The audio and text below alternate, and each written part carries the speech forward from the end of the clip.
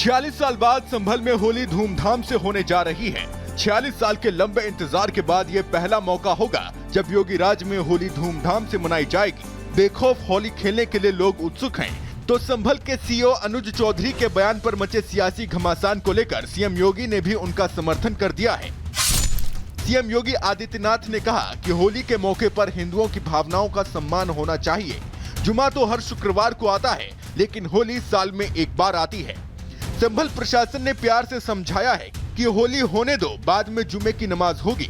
CM योगी कहते हैं कि जुमा 52 बार आता है, इसलिए मस्जिद में होने वाली सार्वजनिक नमाज होली वाले दिन स्थगित भी हो सकती है। जुमे की नमाज बाध्यकारी नहीं है कि होना ही होना है। सीएम योगी ने कहा कि नमाज अदा करनी है तो घर में ही नमाज अदा की जा सकती है। फिर भी अगर मस्जिद में जाकर ही नमाज पढ़ना है तो रंग से परहेज न करें। सीएम योगी ने अनुज चौधरी के बयान का समर्थन करते हुए कहा कि हमारी पुलिस अधिकारी ने यही बात समझाई। अनुज चौधरी पहलवान हैं, अर्जुन अवार्डी रहे हैं, पूर्व ओलंपियन हैं, इसलिए पहलवान की तरह बोला तो कुछ लोगों को बुरा लगा होगा, लेकिन सच यही है और सच्चाई को स्वीकार करना चाहिए। गौरतलब है कि बीते दिनों संभल कोतवाली में पीस कमेटी की बैठक हुई थी, जिसमें सीओ अनुज चौधरी ने दो टूक कहा था कि प्रशासन इस हालत में नहीं है कि लड़ाई झगड़ा बर्दाश्त करे। होली साल में एक बार आती है और जिसे रंगों से ऐतराज हो वो बाहर ना निकले। साल में 52 के करीब जुम्मे आते हैं और इत्तेफाक से ये जुम्मा अपना रंग के दिन आया है। जिस भाई को होली खेलनी हो उस दिन वो बाहर निकले, अनावश्यक कोई भी आदमी बाहर ना निकले, अपने बच्चों के साथ रहे, अपने घर में नमाज पढ़े। यदि हिंदू पक्ष कोई रंग जबरदस्ती जानबूझ के डालता है और उसकी कोई वीडियो या ऑडियो हमारे पास आ गई, क्योंकि कोई भी चीज होती है तो फिर उस पर भी कार्रवाई होगी। योगी के सिंघम अनुज चौधरी का ये वही बयान है जिस पर जमकर बवाल मचा है, लेकिन अब तो सीएम योगी ने भी अपने सीओ का बचाव किया है और दो टूक कह दिया है कि होली हर हाल में होगी। सीएम योगी का बयान सामने आया तो संभल में उत्साह और ज्यादा बढ़ गया है। कल संभल में एकादशी के मौके पर होली होगी। ढोल नगाड़ों के साथ मंडली होली खेलेगी, जिसके इंतजाम किए गए हैं। Bureau report, Republic Bharat. लेकिन संभल में होली और रमजान दोनों ही त्योहार इस बार अच्छे तरीके से मनाए जाए, इसको लेकर प्रशासन की तरफ से तैयारियां सख्त की गई है। लेकिन संभल के सिंघम कहे जाने वाले सीओ अनुज चौधरी ने शांति स्थापित करने की खातिर एक बयान क्या दे दिया, तो उसको लेकर के विपक्ष को तो मिर्ची लगी गई, लेकिन पाकिस्तान वालों को भी मिर्ची लग गई है। पूरी खबर रिपोर्ट में।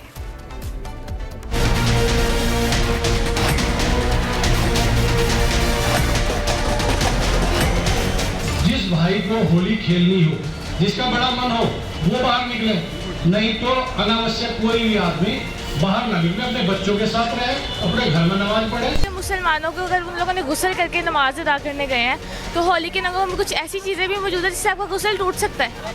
संभल की चर्चाओं के बीच वहां के सीओ अनुज चौधरी इस वक्त चर्चा का केंद्र बने हुए हैं। केंद्र इसलिए भी क्योंकि 24 नवंबर को हिंसक भीड़ पर नियंत्रण करना हो या फिर संभल में कट्टरपंथियों को सबक सिखाना, सीओ अनुज चौधरी और उनका मजबूत कंधा आपको सबसे आगे दिखेगा। तभी तो अब संभल के सीओ अनुज चौधरी की चर्चा सिर्फ संभल तक ही सीमित नहीं रही, अब सरहदों को पार कर पाकिस्तान तक जा पहुंची है। जी हां, पाकिस्तान की मीडिया और वहां के कट्टरपंथी भी सीओ की चर्चा करते नहीं थक रहे। वहां की मीडिया में भी अनुज चौधरी के बयानों को लेकर अब सवाल पूछे जा रहे हैं। पहले वो बयान सुनिए जो इस वक्त चर्चा में है।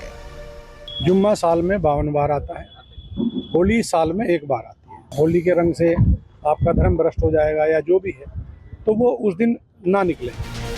अनुज चौधरी का ये बयान कोई नया बयान नहीं है। जब भी जुमे के दिन होली का त्योहार पड़ा है, हमेशा हर शहर की पीस कमेटी की तरफ से ऐसे ही बयान सुनने को मिल जाते हैं। लेकिन अब कुछ लोग इस बयान को लेकर सवाल उठा रहे हैं और अब तो ये विचारधारा पाकिस्तान तक जा पहुंची। पाकिस्तान में मेरे ख्याल से जो हिंदू हैं वो अपना मजहब से जैसे उनका है वो अपनी हर तरह की सेलिब्रेशन करते हैं। संभल के सीओ को लेकर सवाल जवाब किया गया, तो सुनिए इस महिला ने क्या कहा। जो उन्होंने कहा है इंडिया के जो भी हैं वो उन्होंने जो कहा है कि होली ना मनाई जाए और जिन मुसलमानों को होली से प्रॉब्लम है वो घरों में रहें, तो ये चीज़ तो वो हमारी अंडरस्टैंड कर नहीं सकते। हमारे लिए यही ठीक है कि हमें होली नहीं पसंद, हमने उधर से सेफ रहना। चर्चाओं का बाजार गर्म है, संभल में पुलिस का कड़ा पहरा है, यूपी में कानून व्यवस्था को और मजबूत किया जा रहा है, लेकिन कुछ ताकतें ऐसी हैं जो यूपी में शायद अमन पसंद नहीं करती और यही वजह है कि उनके मुंह से निकली बातें पाकिस्तान तक पहुंच जाती हैं। Bureau report, Republic Bharat.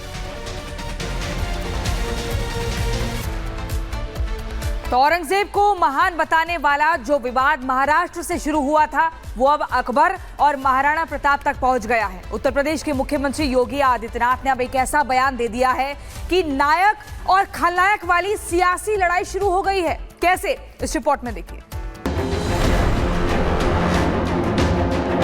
तो आप औरंगजेब को क्रूर शासक नहीं मानते हैं? नहीं, मैं नहीं मानता। औरंगजेब क्रूर शासक नहीं है? बिल्कुल नहीं, बिल्कुल क्रूर शासक नहीं मानता। एक लक्षात ठेवा, जर काही न्यायालयाने निर्णय दिले असले तर वरच्या न्यायालयात पद सोडणार। औरंगजेब को महान बताने को लेकर सियासी विवाद की जो चिंगारी उठी थी, उस चिंगारी ने अब मुगल बादशाह अकबर को भी अपने लपेटे में ले लिया है। अभी तक सत्ता पक्ष और समाजवादी पार्टी के बीच औरंगजेब को महान बताने के लिए द्वंद्व चल रहा था, तो अब इस बात पर विवाद हो रहा है कि अकबर नायक था या खलनायक। इस बहस की शुरुआत हुई है यूपी के मुख्यमंत्री योगी आदित्यनाथ के एक बयान से, जो उन्होंने दादरी एनटीपीसी में वीर शिरोमणि महाराणा प्रताप की प्रतिमा का अनावरण करके दिया।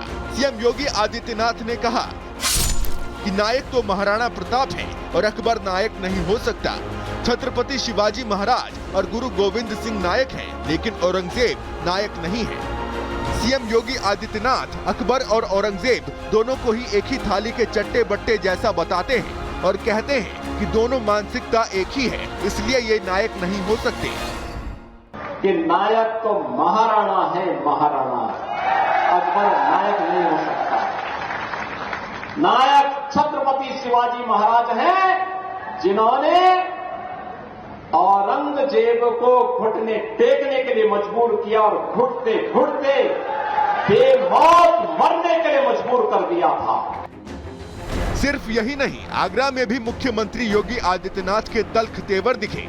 युवा उद्यमियों को संबोधित करने के बाद अपना भाषण खत्म करते समय सीएम योगी आदित्यनाथ ने पहले वृंदावन बिहारी लाल की जय बोला और फिर छत्रपति शिवाजी महाराज की जय जयकार करके अपने भाषण को खत्म किया।